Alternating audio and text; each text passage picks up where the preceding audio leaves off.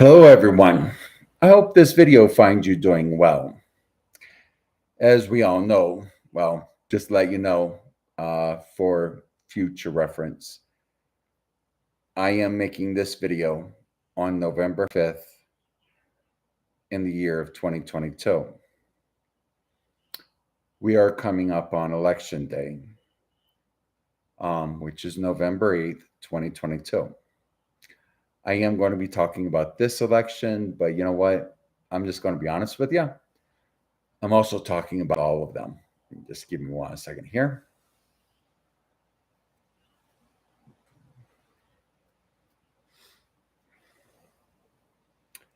All right. So, one of the things that we're going to be talking about is, as you probably see in the title, voting versus God's will versus America's problem. Probably going to go a little bit backwards on that. As we know, America has a lot of problems. One of the biggest problems is we no longer live in a Christian society. Chop it any way you want. This is no longer a Christian society. Yes, our founding fathers were Christians, very good Christians. They wanted to live by the Bible to the best of their ability. Unfortunately, with Christianity becoming more relaxed and people getting more relaxed, Christianity has failed us. And I am very sorry to hear that. So now we live in a post-Christian society. And from what I'm hearing from most theologians, from most historians, well, I guess as well as theologians, there's no real way of getting back into Christianity. Pew Research came out, I think, about a month or so ago, and they was like, Christianity is dying, and that eventually there would be less than half of the people in American society would be Christians. And unfortunately, that's coming true. And there's reasons for that. Unfortunately, and I will go ahead and go into this a little bit, America has allowed 3 abominations to come into America. And I'm sure there is a lot of people in Hollywood that is going against Leviticus chapter 17, verses 13 through 14. I'm not going to read it on YouTube, but I would definitely encourage you to do so.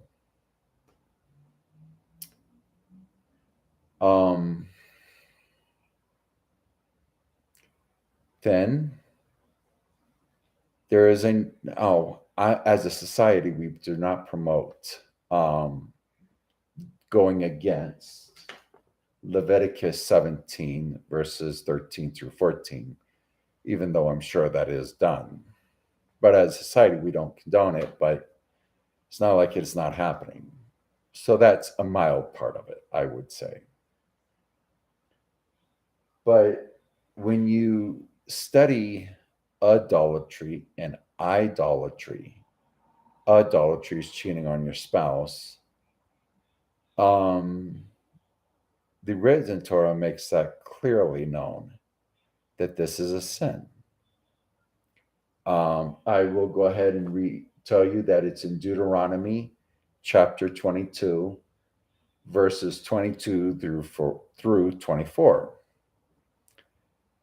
And a lot of people might read that in great detail and say, well, there's a way around this, that, and the other. I would be really careful with that. And then there's other people, well, King David and King Solomon had many wives. Yes, they did. However, they did things the right way. I'm not going into what the right way is, but They did. And I'm not going to discuss that any further, but to say that marriage is a holy, holy contract between a man and a woman. As is written, Torah is between, first for the Jewish people, then for the nations, the contract being between us and God. To worship another God and commit idolatry. The adultery and the idolatry are both sins. Not this is something that seems to be pretty rampant in America. And unfortunately, with these, and then, oh yeah, there's one other abomination that we have allowed into America, and I will address that only by the scripture verse, and then you can read it. I would definitely encourage that. And that would be Leviticus chapter 20, verses, well, it's not verses, it's verse 13. Again, it's Leviticus 20, verse 13. And on that one, I go by what it literally says. Not the meaning of it, what it literally says. So with these, well, especially the Leviticus 20:13 abomination and the Deuteronomy 22:22 through 24 abominations being committed every day,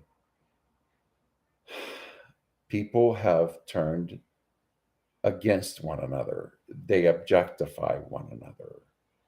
I'll use you to make me money, or I'll use you for sexual gratifications, or whatever the case might be. When now that we're allowing in these abominations, and like I said, as a society, I will agree that Leviticus chapter 17, verses 13 through 14, we're not endorsing as a society, but it does happen. But with the other two abominations, people are now looking at each other as being objects.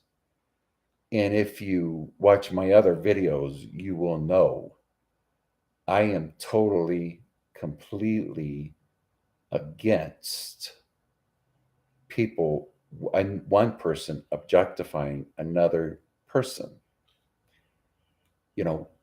Everybody has feelings, everybody has dreams.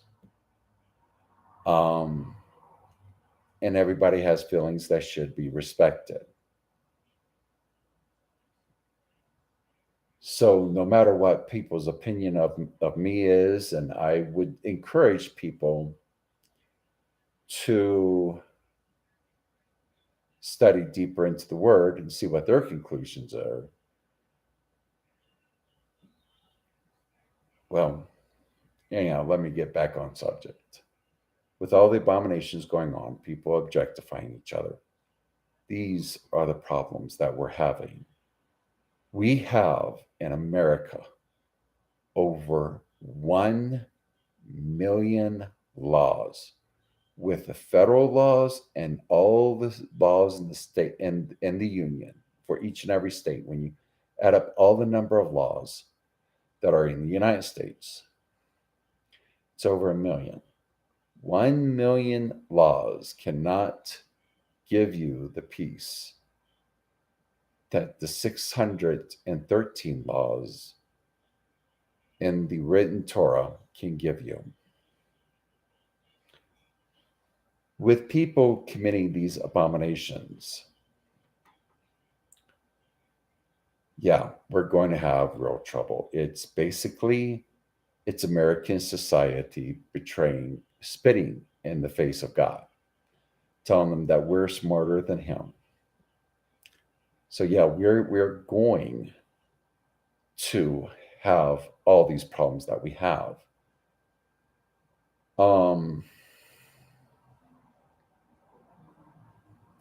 You cannot turn a marriage into an abomination and think God's going to sit there and say, "Oh, isn't that cute?" He's not going to do it. That's as simple as it gets. With having the historians and the theologians saying that we're now a post-Christian society, now we come to a problem. Now that we're a secular society. So, is there a saving grace for America? I would say yes, there is. Absolutely, there is. The Christians have been praying for it for a very, very long time. And I would say that that saving grace is Messianic Judaism, or as I also like to know it, Judaism with a Messianic perspective. I dearly believe that that is America's saving grace. And here's the thing. The other thing of what's going on is going on. There is three ways to go against God. Number one is by being unholy. Okay, you're doing something unholy. Yeah, God's not happy with it. It's frowned upon, but it's a lot different than, saying it's a sin. Number two, there is there is sin. That is a serious thing. But then we have the third worst, abominations.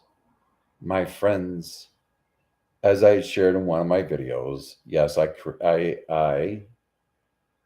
was living in an abomination. God saved me from that. There's no way I'm going back to it. When we take a look at what's going on with marriages, the last time that this was done, I think, was back in the 80s, 70s or 80s, that they were looking at how many people were getting divorced. And they, at the time that it was done, they said, hey, 50% of the people who get married are winding up in divorce. Because I've heard no recent studies, and if there is, you're more than welcome to leave me a comment. You can replace what I've said here.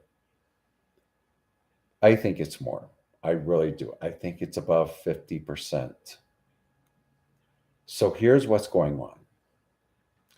God considers the holy contract of marriage to be extremely important.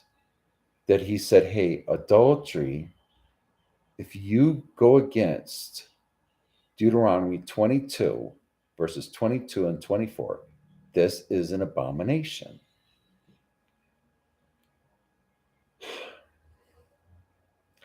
With that happening, that's quite an issue. So, what I said that Messianic Judaism is America's saving grace. And let me go into this a little bit deeper. There is things that the Christian churches call sin that is not a sin. And we've really got to be careful with that. Because yes, if something's an abomination, call it out. If something's a sin, absolutely call it out. If it's unholy, put it in its proper category of being unholy. But don't go around trying to make people feel bad for who they are as a person. I mean, let me give you an example of what I would never do. I will tell you right now, doctors consider me morbidly obese, meaning I am extremely obese. I would never, or even if I was a thin person, I would never go up to someone who has more body weight than maybe what doctors say is healthy and start body shaming them. I would never do that. I don't know the person. maybe they have a thyroid problem. That's very good. I know throughout the years, my thyroids went down, and yes, I've gotten bigger. Um, and a lot of it has to do with the chemicals that's being put in American food. And a lot of how that has to do with my metabolism. It has gone down. But I wouldn't go up to someone and say, "Ooh, you're sinning." It's not a sin.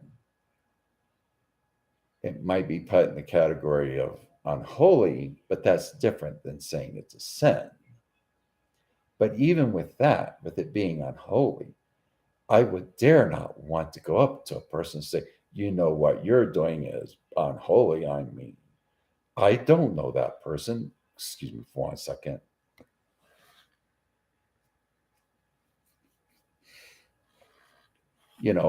Like I said just a moment ago, there may be real serious medical issues that's going on about that I have no idea about. So, people are who they are. You know, you don't, and guess here's what I'm saying. With the Christians calling things sin, that is absolutely not a sin. That comes from a misinterpretation of what the Apostle Paul and Timothy and Titus, John, and Peter was talking about. Um, you're making people feel bad about themselves when you really have no right to do so. And then you're wanting to bring them on in. But you can't hate someone to agree with you. You can't hate someone to live the way you want them to live. That's not how it's done. And it's wrong to even try. In fact, I would even say it's a sin to try. And the one thing is that one of the reasons that people attach their theological beliefs to their ego is because they don't sincerely know the peace of God. They don't know the peace that written Torah gives. So they have to get validation from other people. I love people, but I don't need validation from people. However, I sincerely do love people, and I love it when people, like my stuff and everything, but I don't need validation. So you meet someone, hey, they don't need validation from other people because they've been touched by God. They've seen where they've been touched by God. So, whenever you hear, "Oh, it's premarital sex is what's wrong with America." No, it's not. It's turning marriages into an abomination. And even though in Deuteronomy chapter 22, verses 22 through 24, you might be able to, well, we'll just do it this way and that way and swim around it and this, that, and the other. I would really caution against that. I really would. When you're talking about marriage, you're talking about representation of what's going to happen between Yeshua and his followers. One day there is coming Sukkot, or as Christians call it, the marriage feast of the Lamb. We will all, in a sense, be married to Yeshua. We will be his. We will be his. And folks, so when you're messing with something that is actually shows about the holiness of our relationship with God and what is coming, that's a pretty serious thing to be messing with. Extremely serious. Far greater serious than, having premarital sex. Turning a marriage into abomination, that's a pretty serious thing here.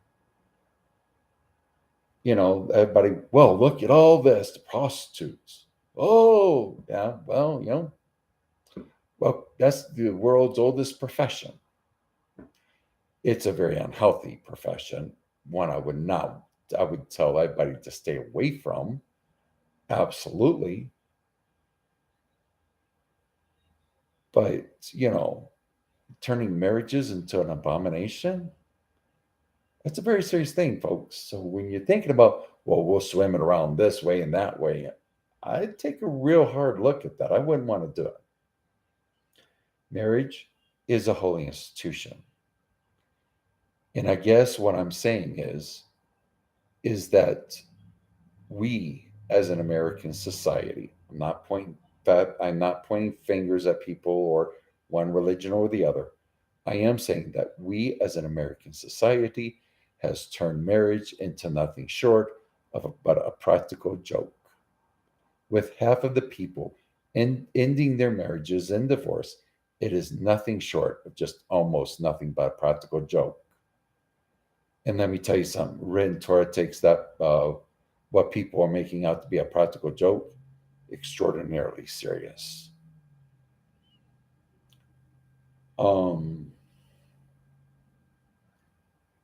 So here's the thing, and I hear this a lot on both sides. Conservatives, ooh, we got to beat the liberals, get America back. And you got to hear the liberals, oh, they're taking our rights away. They're taking our rights away. You want to know what's really, and let me read a piece of scripture here. I'm using the Bible. It's the TLV. It says, he changes times and seasons. Well, actually, I'm sorry. This is the NIV. I will read from the TLV, but this is right now the NIV. I do apologize. So it's Daniel chapter 2, verse 21 says, he changes times and seasons. Let me go over that again. He changes times and seasons. He disposes kings and rises up others. He gives wisdom to the wise and knowledge to the discerning. I'm going to go ahead and now read it from the TLV. It says, he changes times and seasons. He removes kings and installs kings. He gives wisdom to the wise and knowledge to the discerning. I'm not telling people not to go vote. Go vote. Make your petition known. What I am telling you is that no matter your petition, God's will be done.